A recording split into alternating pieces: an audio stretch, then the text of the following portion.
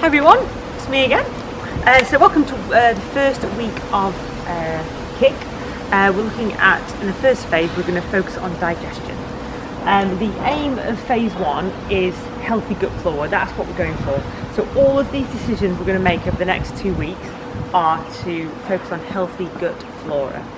So you'll get a manual, so please read through that manual because it has all this information and more. So if you miss anything on this, or there's something I've forgotten, it will explain it all on that. So please read through that manual.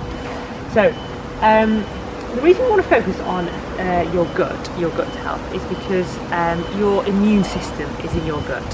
So everything that your body does, your decision making, your mood, your emotions, a lot of it is driven by what's going on in your gut. So if you sort your gut out, it will help you with many different things. So that's why we're focusing on gut health. And so much research has been done about weight loss and gut health, and all the things. The most common thing found in overweight individuals was poor gut flora.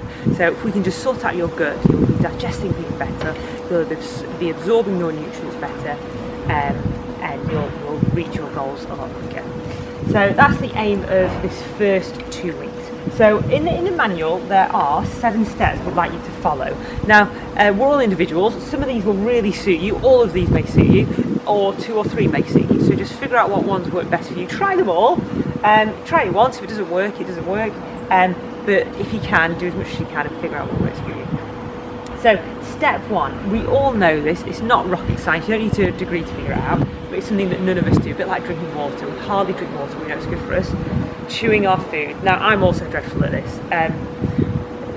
Digestion starts in the mouth. As soon as you put something into your mouth, it actually starts on your plate. As soon as you see something on your plate, your gut starts to produce, or should, if it's working well, start to produce those chemicals required, those enzymes, in order to process your food. So as soon as you start chewing your food, the same things happen. We're chewing things up here, but stuff's starting to happen in our gut. So really chew your food well. We're aiming for, if we can, 50. If you can chew your food 50 times, especially with things, fibrous vegetables, we want you to be eating lots of fibre, which I'll go into in a minute, but they have this layer around them that needs to be broken down, and that can initially start by breaking it down in your mouth, and then the gut and the stomach will finish it off. So we want to be chewing your food 50 times. Meat, vegetables, all those types of things, chew mad. You almost want it to be liquid in your mouth before you swallow it. So that's step 1. Step 2, this might be quite new to you. Sort of in the UK, it's something that we're not that common, not that knowledgeable about. We don't do that often. It's eating fermented foods. Now in the preparatory video I showed you something called sauerkraut, and that looks like this. So this is kind of fermented cabbage, and that's what fermented food is. It goes through a process of fermentation, and what happens is when we eat this, we get all those lovely friendly bacteria in the gut. It just gets them all excited, and that's what provides a healthy gut. So the way to eat this would be, I actually just eat it with it straight out of the fridge. Just before I'm about to sit down to my meal, I might have a forkful, or you get sort of that mid-afternoon craving for something, forkful of this, because it's quite not vinegary, it's quite sharp. It sort of satisfies that. You don't really want some sweets as well as the sauerkraut with it. So I'm just going to give you.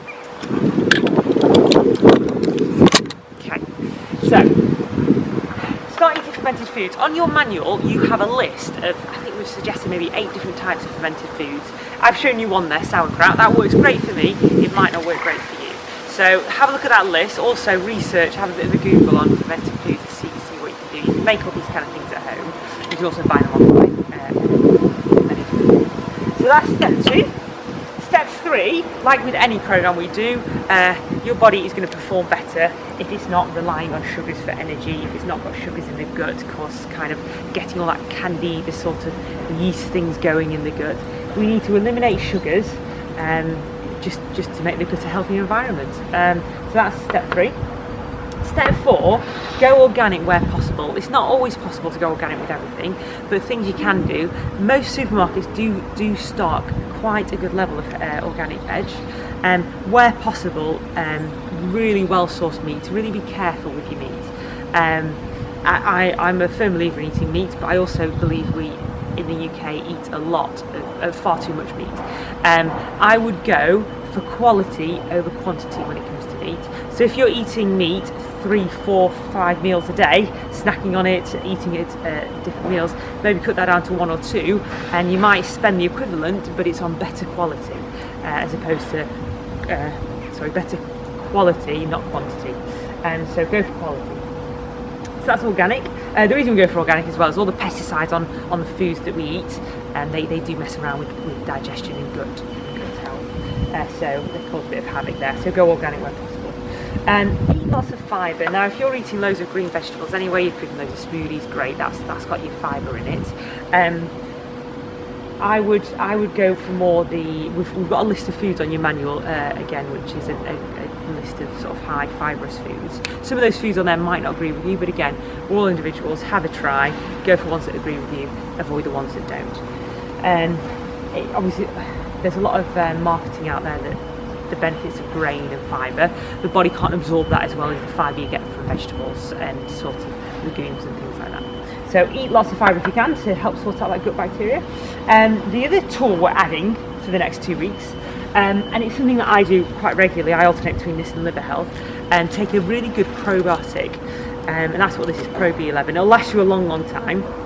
Keep it, as soon as you open it, actually whenever you've got it, keep it in the fridge. Keep it nice and cold in the fridge, and you want to be taking the first thing you do in the morning when you wake up, go to the fridge, 1 capsule, large glass of water, and then have your shower or sort of get yourself ready. So that's that, just 1 a day in the morning, first thing with a large glass of water, sort of half an hour before you actually eat anything. So that's that.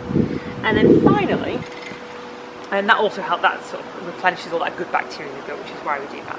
And then finally, the 7th step, or our 7 steps, is apple cider vinegar. So some of you might already know this, others of you it might be quite new to you. So this is something I said on the prep video that I keep in my cupboard anyway, just to make sauces with. But what we want you to do over the next 2 weeks is add a tablespoon of this to a glass of water and drink it 15 minutes before a meal. That's going to start to get those digestive juices going. So when you actually do sit down for your meal, you sit down nicely, you've got a nice fibre-full, big fibre-full meal, and you're chewing it 50 times each mouthful. With that combined, your body's going to really start digesting all this food, all that really good food you're giving it. It's going to start taking all the nutrients and vitamins from the food that we're eating. So basically all this is doing, we're trying to benefit from what we're putting in our body, we're trying to make our gut benefit from what we're putting into our body. So that's your 7 steps.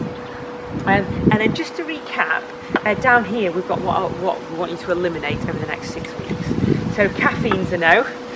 Sorry about that. You can have green tea. Green tea is okay. It has got caffeine in it, but it's healthy. It's much healthier caffeine than sort of your black teas with milk and your coffees. So green tea is okay, but avoid caffeine. Like I said before, we're eliminating sugars. Fruit sugar is okay, and I'm going to go on to that in a bit. Processed foods, obviously bread, biscuits, cereals, all the obvious stuff, all the things we advocate all the time. So we're eliminating processed foods. We're eliminating grain for the first 2 weeks, so no rice, no rye, no spelt, but quinoa is okay. We're eliminating dairy for the first 2 weeks, so no goat's cheese, no normal cheese, no milk. Small amounts of butter to cook with, it's fine as well.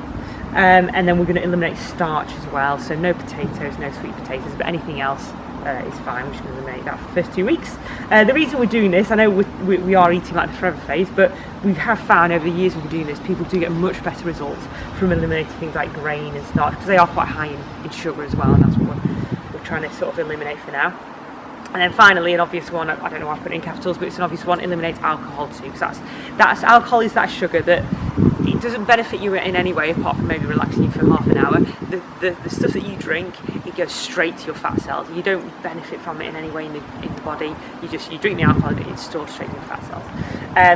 So we're eliminating alcohol as well, which means you'll also sleep better, which will also mean you'll sort of recover better from the exercise you're about to do and what you're doing to your body. Okay, so that's the first little phase of phase 1 digestion.